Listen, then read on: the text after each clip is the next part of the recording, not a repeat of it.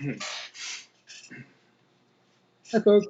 I see that some of our attendees are starting to trickle in. Thank you for joining. This is the Buyer's Guide to Cyber Insurance webinar. We'll give folks a few minutes to log in and we'll get started in just a moment. Stay with us.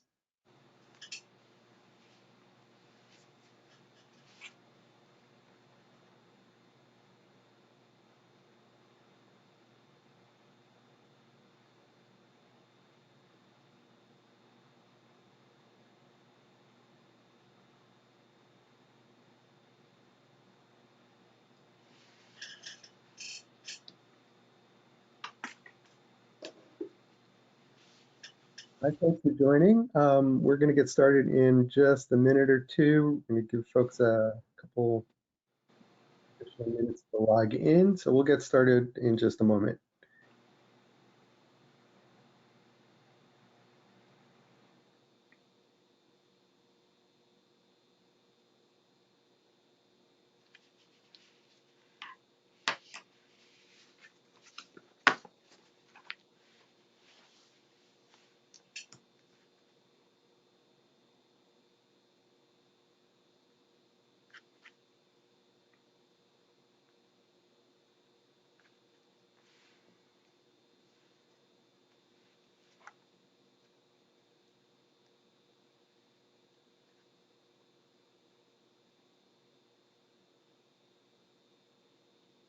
Okay, why don't we kick things off? Welcome, everyone. Thank you for joining our webinar today, A Buyer's Guide to Cyber Insurance, What You Need to Know to Help Secure Your Data. My name is Gary Jacobs, and I'll be your moderator for today's event. Before we begin, let's just review a few housekeeping items. Everyone will be in listen-only mode throughout the presentation. We're going to leave some time at the end for a Q&A with our presenters. If you have questions, please submit them in the questions area of your toolbar. We'll be able to address some of your questions live today as time permits, but we'll follow up with you after the webinar to address any of your specific questions. Today's presentation will be recorded and we'll be sending a link to you within a day or so. So you'll look for that in your email inbox. So let's meet our presenters. Butch Krieger is a cyber insurance specialist with Krieger Insurance. Butch will give us some insights on cyber insurance and coverage for healthcare organizations like yours. Today, Butch will be joined by Kevin Toby, one of our project managers here at MedTech Solutions. Kevin will address best practice security measures to help you get on a good path toward your security maturity. Butch, I think you're going to be kicking us off. Yep. Great. Thank you. And good morning to everyone, and thank you for joining. So today, the agenda is more focused on cyber insurance and ways to lower your cyber insurance costs. We are going to focus on claim insights, unique exposures, benchmarking information, and then we'll get into sources of compromise and how to secure your data estate. Last, we'll talk about how you get the most value for your money.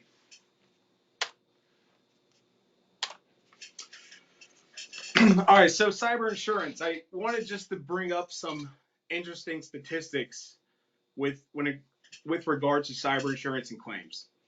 So 51% of healthcare organizations have reported increased data breaches since 2019. $10.1 million was the average cost per breach in 2023. That is the highest out of any industry. Now, I realize that also takes in consideration some of the larger healthcare organizations, but to put a perspective with more people on this call, even with organizations under 500 employees, the average breach cost was $3.3 million. That could be detrimental to your bottom line. 80% of breaches were accounted for from hacking, and 61% of breaches came from negligent employees. So the key here is having safeguards in place, making sure employees are properly trained is the first line of defense from any sort of cyber breach. Last, $165 is the average cost per record. So you'll see this more come into play when we look at claims and how much they can cost for your organization. So I want to do a quick poll if we're able to. Want to know how many people purchase cyber insurance, number one, and also how often do you review it?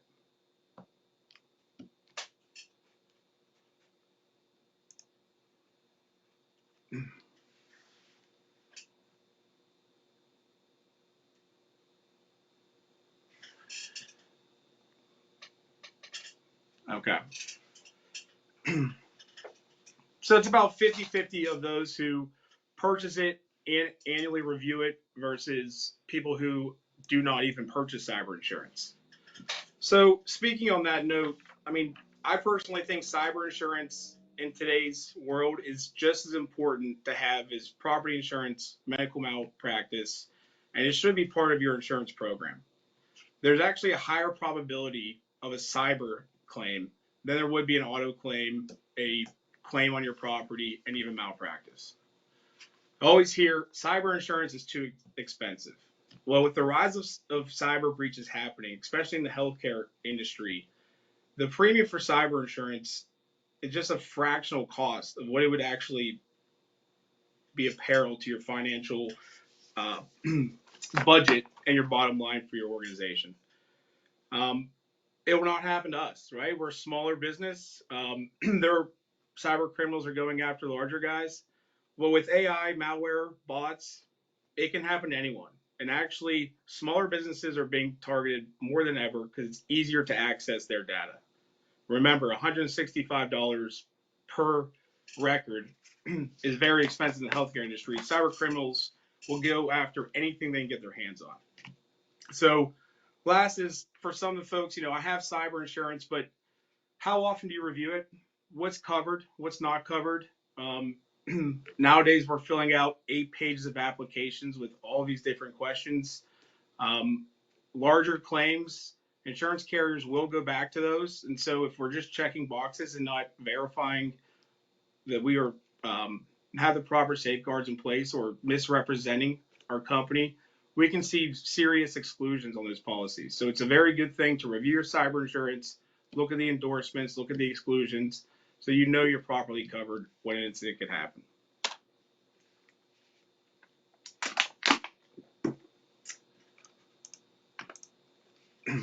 Okay. So unique exposures. There are so many different ways that cyber criminals can get into your system and access your privacy data and your records, right? Today we're using CRM systems for sales, EMR systems, your emails. Every employee has an email, even on their personal devices, medical devices, patient portals, your hardware and software that's constantly being updated. And last, with COVID, telemedicine platforms, right? There are so many different ways that cyber criminals can get into your system and access your data. It's very important to make sure you trust your vendors and you're also working with your IT folks to make sure that everything is patched up and there's no gaps for ways for cyber criminals to get in. So I wanted to do just one other poll, just curious, for those who purchasing or even not purchasing cyber insurance, has anyone experienced a cyber breach with your organization?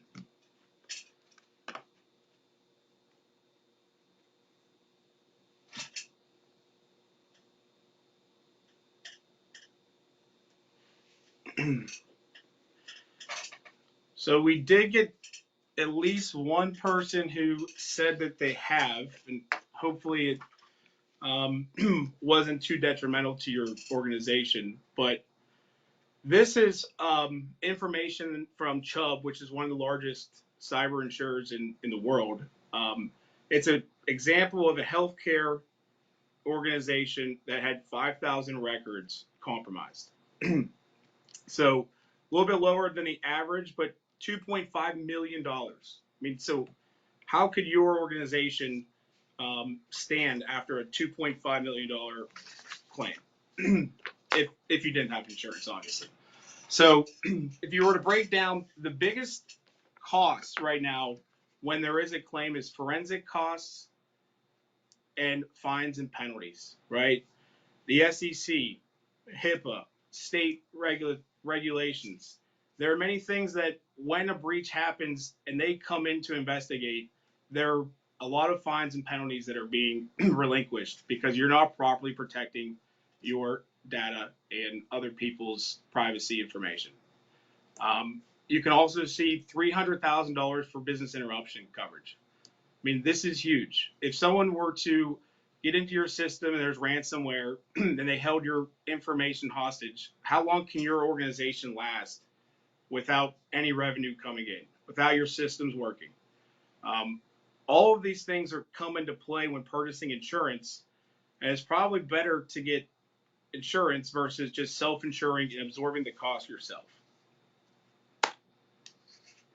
So looking more into cyber insurance policies and kind of what they cover and what risks that you have exposed here.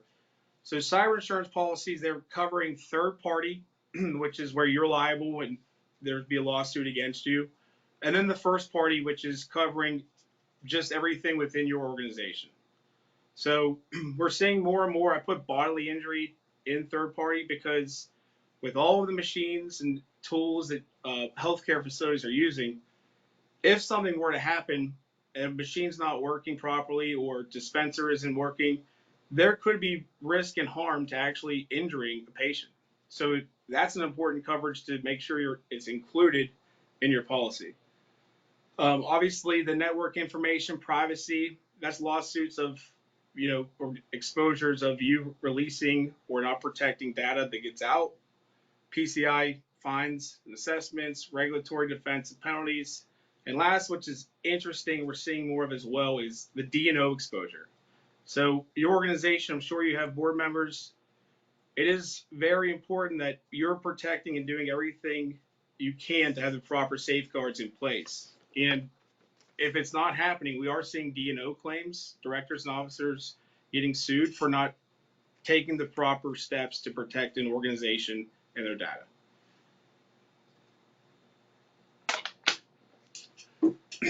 So looking at the first party side, a big claim that we're seeing is social engineering and computer fraud.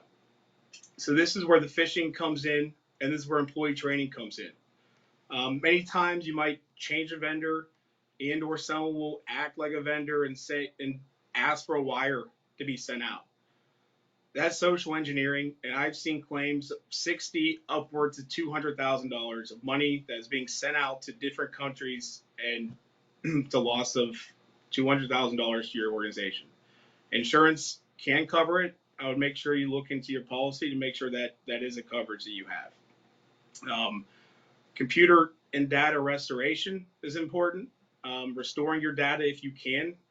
Hopefully it's encrypted. Cyber extortion, which is the ransomware, business interruption, as we mentioned on the claim before. If it takes 14 days for you to find out where you were breached and get everything back up and running, it could be a loss of hundreds of thousands of dollars to your organization.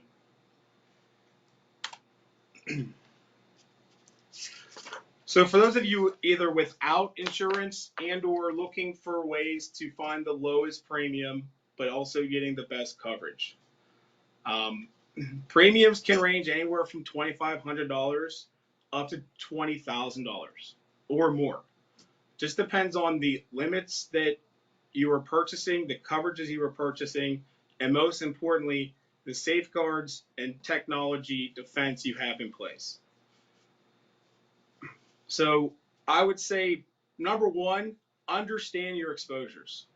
Work with your IT team, work with your outsourced IT partners to find out what would the worst case scenario could be.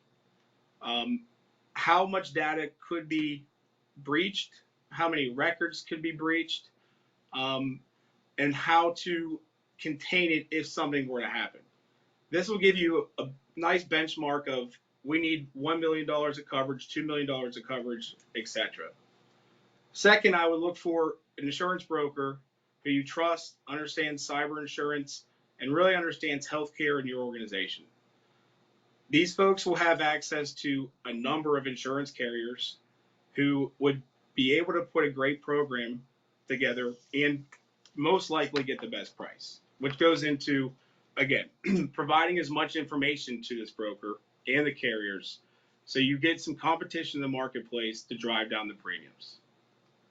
Last, I would say look into, if you are able to absorb some of it, look into hiring the deductibles.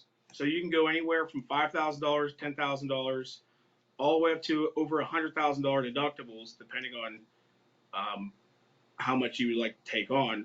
But this could really drop the premiums of your current cyber insurance.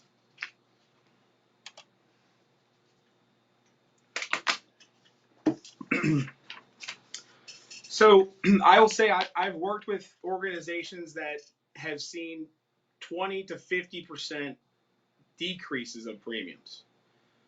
Remember that insurance is just a transfer of risk.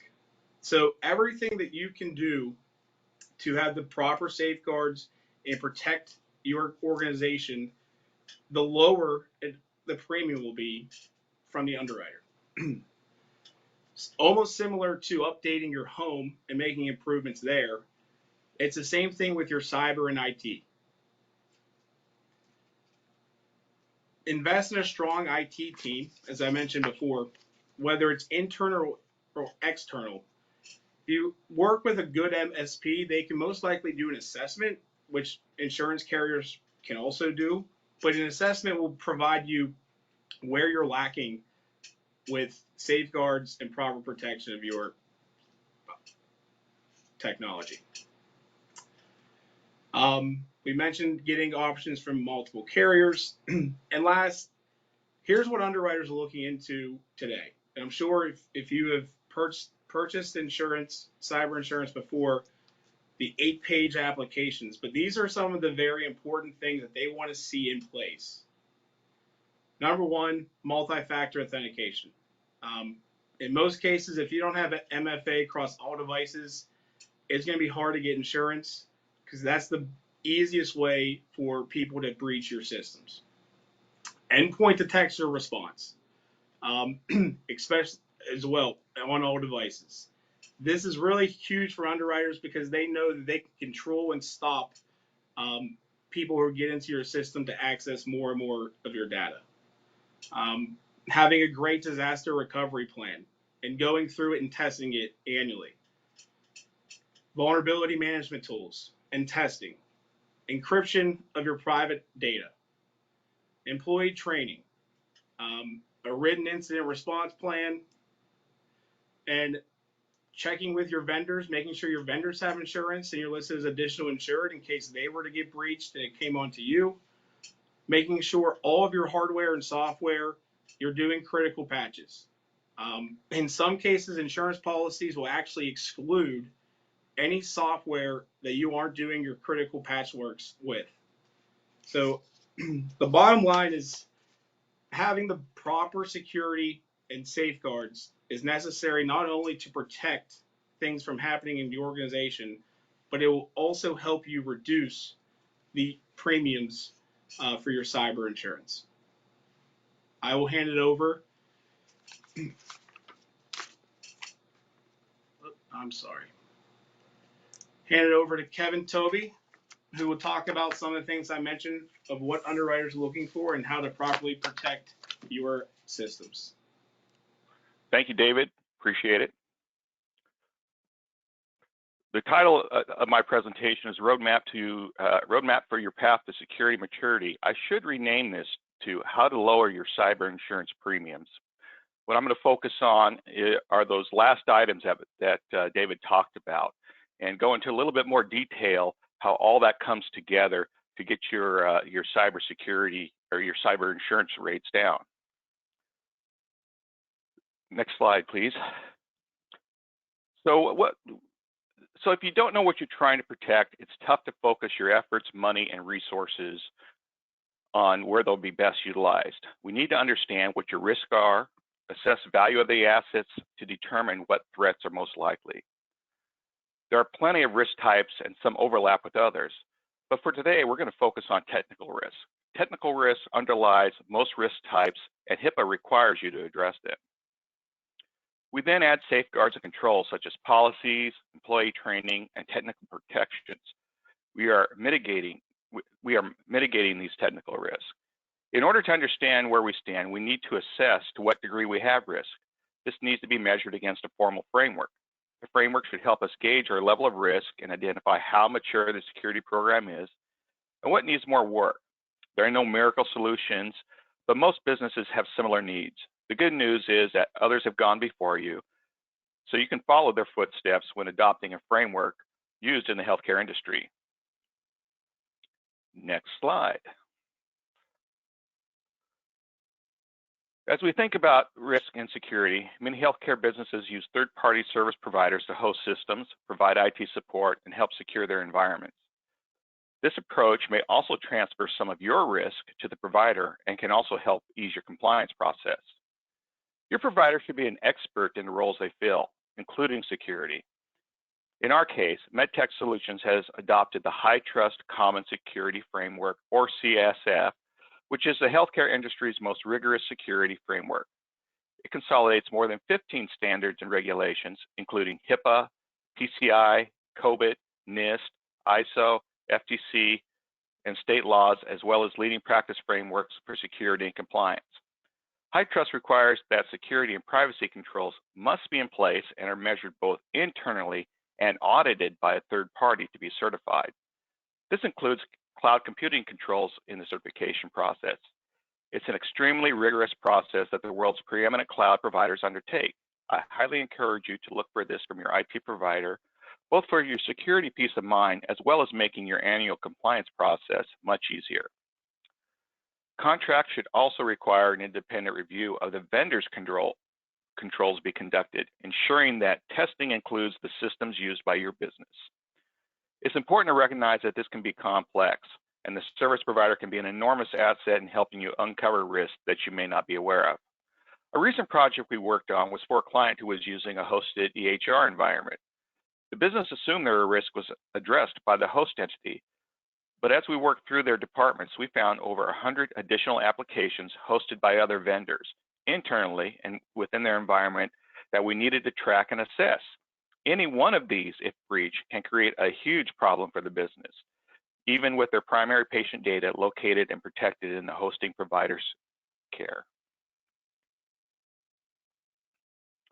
So what are some basics to move us toward a more secure posture? First, again, what we're trying to protect. What is the baseline for moving forward? That's why we do things like assessments. HIPAA requires that we know where all patient data is and how it's protected, but we also have other exposures outside of regulations. There's financial data, employee data, and other corporate confidential data that cyber criminals would find valuable, and they should also be tracked and protected. Ultimately, you're looking to add protections to ensure you'll be able to continue to conduct business. Like other controls, adding cyber insurance is one more way to help your business recover from an incident. We rely on technology for patient care, and it's important to recognize that cybersecurity is now an element of patient care. We're going to run through all the important points of vulnerability within your system, so let's look at it as a whole first. We need to understand vulnerabilities in each of these areas. People, we need to make sure employees follow security processes and procedures. The endpoints, the servers and computers employees use, these need to be protected. Applications, all of them, need to be protected and backed up. Data, we'll talk about encryption and other elements of data protection, and of course, your network as a whole. Underlining all of those vulnerabilities, we need to make sure we have a solid security strategy and a worst-case plan for incident response. David talked about that. Now let's go through each of these in more detail. These are the steps you'll take to improve your security maturity posture. We start with making sure that all staff, including providers, are trained in security awareness. Employees are your biggest risk. They're busy, they're under stress, they're focused on patient care, and criminals know this. Social engineering takes advantage of that, and it's just too easy for employees to make mistakes that can be incredibly costly for your business. Employee training and testing are critical. You need to be able to identify and address attacks in your environment, whether phishing, spam, or social engineering, and then test your staff on their competence. A phishing simulation program, which sends emails to employees throughout the year that replicates the approaches that hackers take, is a great way to provide training and measure improvement for management. This kind of program helps them understand the risks and learn to identify hacking techniques so they're not fooled into granting access to unauthorized people, systems, or applications. Phishing simulation is one of the easiest and most effective measures you can take. So if you're not doing it yet, it's a very strong first step on your path to security maturity and lower cyber insurance costs. Next, let's talk about endpoints, the servers, the computers your employees use to do their jobs. In the past, we thought antivirus, anti-malware software was all we needed. Today, that approach is essentially dead. The best investment is to get endpoint detection and response agents, or EDR, that are able to stop and prevent malicious attacks, services, and program execution within your environment. EDR should come with 24/7 monitoring and support to ensure that when you do have an event or incident, they're quickly and accurately managed and you're able to determine what is a false positive and what's a breach.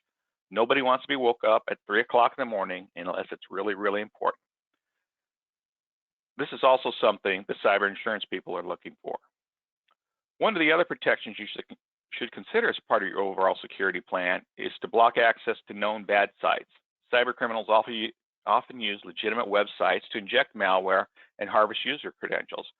Website filtering solutions such as Cisco Umbrella know where these sites live and will prevent you and your users from accessing these sites and the malware that lives there. In the age of remote work, we need to make sure that all endpoints that access your data comply to the organization's compliance and security policies. These policies make it more difficult for hackers to access and exploit PCs and smartphones to gain access to your sensitive data. Device management or application management tools such as Microsoft Intune are your friend when it comes to protecting endpoints and should be considered. These tools also aid in patching and monitoring of endpoints for vulnerabilities. Now let's look at your applications. Vulnerability scans are important as they actively search for vulnerabilities in applications and systems. You can't protect or fix what you don't know exists. A vulnerability scan will look for known vulnerabilities on apps and devices and recommend actions to be taken to remedy any found vulnerabilities. Not only is this a HIPAA requirement, it's an essential way of identifying exposures so that you can fix them. The principle of least privilege means that you restrict users to only the data and applications that they need to do their job. By restricting their access, you make it more difficult for a hacker to get a foothold in your system. Your company should not allow anyone to install an application without proper vetting and authorization of that app. And I can't say enough about keeping your systems up to date with the most recent patches. But even with auto update, this does not guarantee security updates on all applications and devices. Firewalls, access points, and even medical devices, IoT devices need to be patched as well, as they too are targets of hackers.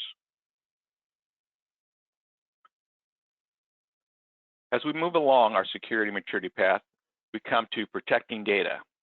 Encryption is one of the oldest controls in HIPAA requirements and assessment, but it boils down to the ability to know what data is important, what type of data it is, and where the data is located.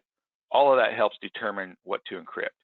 We recommend encryption on all servers and at a minimum, any machine that leaves your building, notebooks, smartphones, things like that. Also be sure to encrypt any and all emails that contain PHI and other sensitive data. It's also vital to make sure that there is an offline or air-gapped backup in case your infrastructure is breached.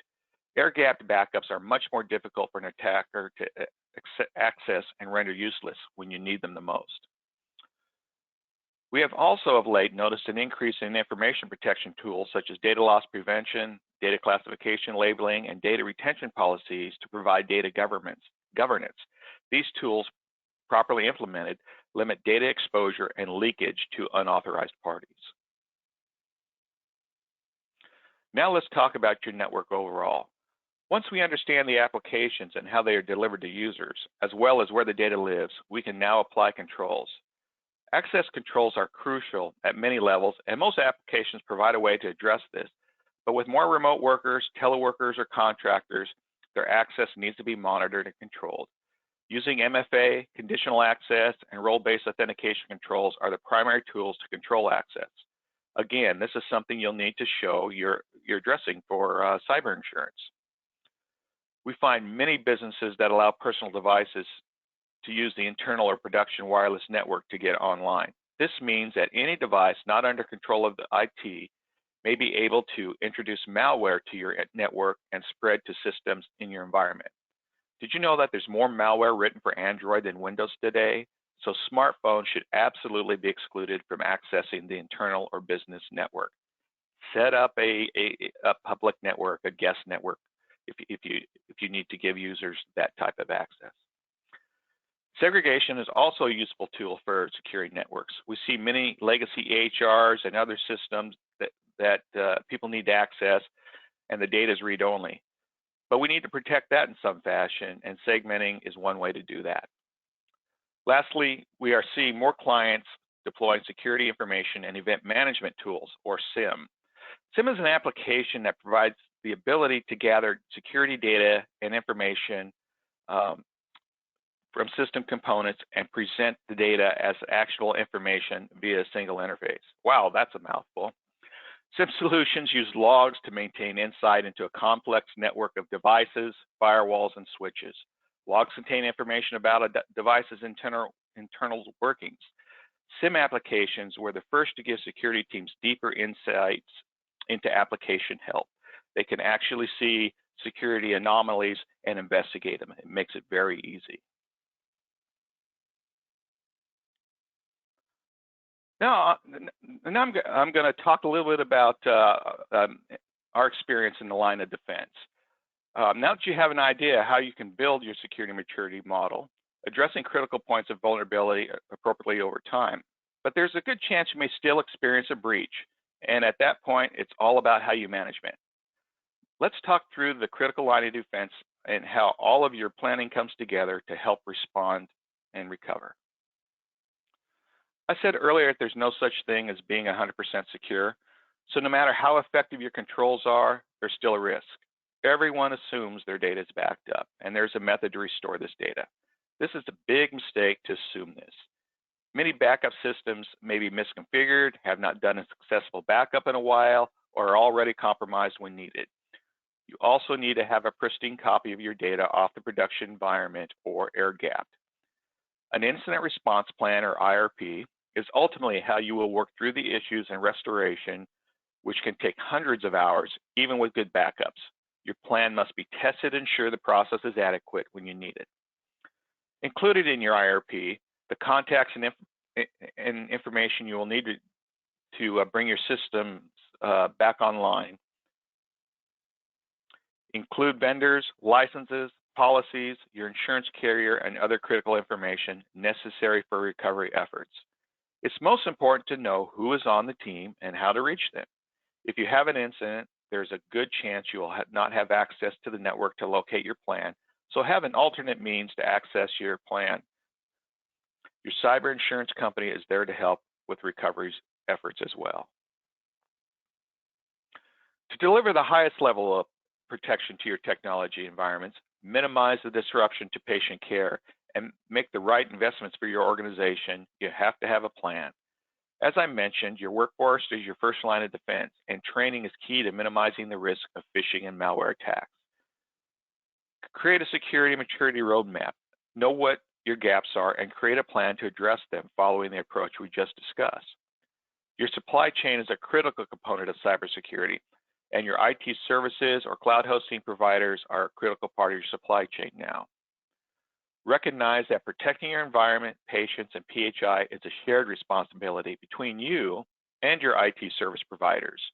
Choose a partner that is HITRUST CSF certified, a partner that understands and is tested on the critical security, legal, and regulatory requirements that are specific to the healthcare industry, and who can help you with annual vulnerability and penetration testing.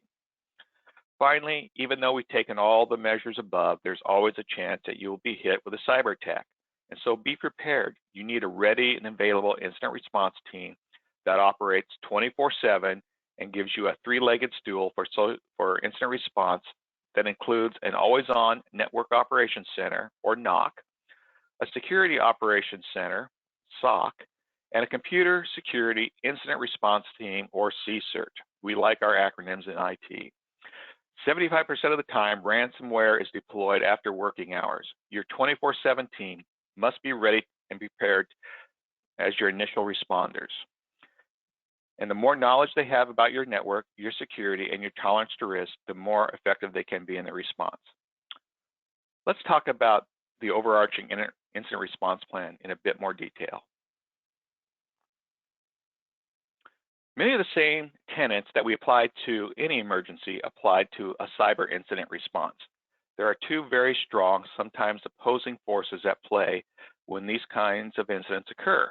Naturally, the recovery of your data is your primary concern, but that needs to be balanced with the preservation of evidence and data. The need to complete a forensic analysis is critical. Your cyber insurer is going to require it. And the more prepared you are for a cyber incident, just like any emergency, the better the expected results. Recovery in the case of ransomware is the choice of, do you pay the criminals, or is your security maturity at a level that you can recover your system through other methods and get the systems operational? Our goal is to provide you a roadmap that provides you the best chance of recovering your systems without paying the ransom or experiencing significant downtime. Equally important is the preservation of the technical data so that you can identify how the breach occurred so that the gaps in your security posture can be corrected.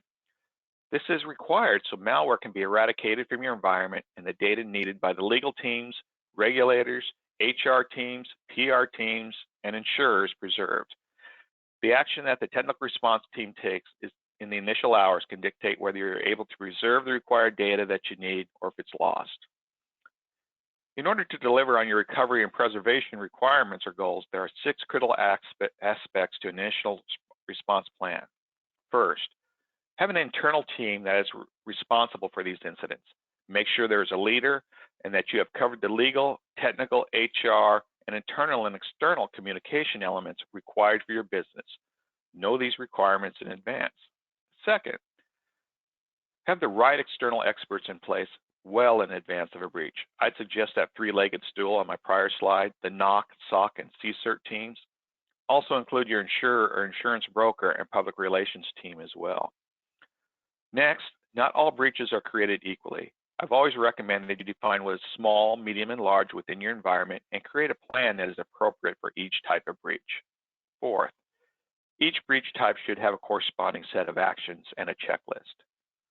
Number 5, make sure you know your legal and regulatory obligations and their respective deadlines. Note that the big number that you're going to pay is to the regulators. The more you know, the more you'll be able to protect yourself. 6, update your plan regularly and at least on an annual basis, but more frequently if there are key personnel or regulatory changes. And finally, practice, at least annually, but the more frequent the practice, the better your planning and response will be if there's a real incident. And one of the most important external resources if you suffer a security breach is your insurer or insurance broker. They are a critical participant and part of your supply chain for cyber incident preparedness. Keep them in the loop. Let's conclude with what we've learned in the fight through our own experience and the knowledge of other experts. What we know is that bad actors' ability to home in on cybersecurity gaps in both systems and people has proved unnervingly frequent and successful.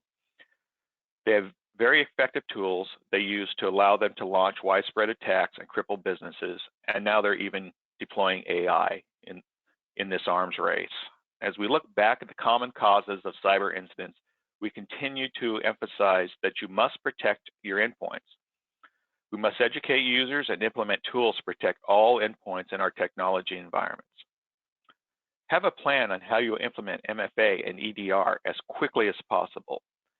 Know your supply chain and ensure whoever is supplying and managing your technology is qualified and certified to do the job needed to protect your business and preserve your business in the case of attack. Know your weak points and have a plan to strengthen your defenses. And have a plan in case of an incident that is up-to-date practice that can be executed quickly and accurately. I've also summarized a high-level incident response standard operating procedure for technology teams. It's critical to isolate potentially compromised devices from the rest of your network as quickly as possible in order to limit the damage of the attack. It's equally important to ensure you have forensic information from that device so that you can determine the entry point in addition to the breadth of the attack so that you can stop it. Simply stopping it on one device does not guarantee there are not other components of the attack within the environment. And finally, thoroughly clean or rebuild the environment and add additional security tools if they did not already exist. This approach has paid off in multiple experiences. Here at MTS, we've followed the model we've described, and with these strategies implemented across our entire business and as the foundation for every service we provide to every client. And we continue to research and develop best practices as the security landscape changes. You see EDR and MFA at the top of our list, along with secure email to protect common services that end users utilize. Have a backup of your critical data that is air-gapped offline. Implement tools that prevent movement of data outside your network. Implement security tools at every level of your network and invest in support of those tools if you don't have the right level of knowledge internally. Make sure you're prepared to do a forensic analysis and collect the right data to recognize and respond to an attack. And finally, make sure you have a ready security response team. In summary, if your business is doing the basic things mentioned, you'll reduce your technical exposure and ultimately your risk. Your business will be better prepared to deal with the problems when they arise so that you can minimize damage and more quickly recover from an incident. And all of this will improve the likelihood of qualifying for cyber liability insurance and getting the best rates. All this planning and effort puts you well on your way to security maturity. Thank you. Great. Thanks, Kevin. Appreciate the information that both you guys have provided. Let's bring Butch back on screen, and we'll answer a few questions that have come through. I think, Butch, I think this first one is probably for you. Question is, if I had a cyber breach, would I be able to afford insurance? Yeah, that's a great question.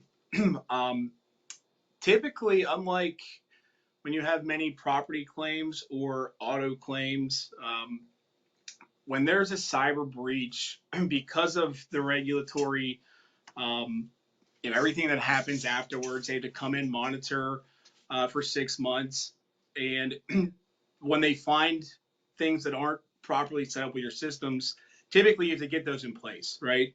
So I've actually found people who have had claims in the past, they now have everything in line, the safeguards, the proper IT to protect data. So you actually have a very good chance of getting insurance, but also having it, affordable. So the answer is ultimately yes. Okay, thank you. Next question is, after all the information that's been presented, what is the one thing we need to do to protect from ransomware? Yeah, I wish I could say there's one thing. Well, maybe the one thing is to find somebody to partner with that you trust.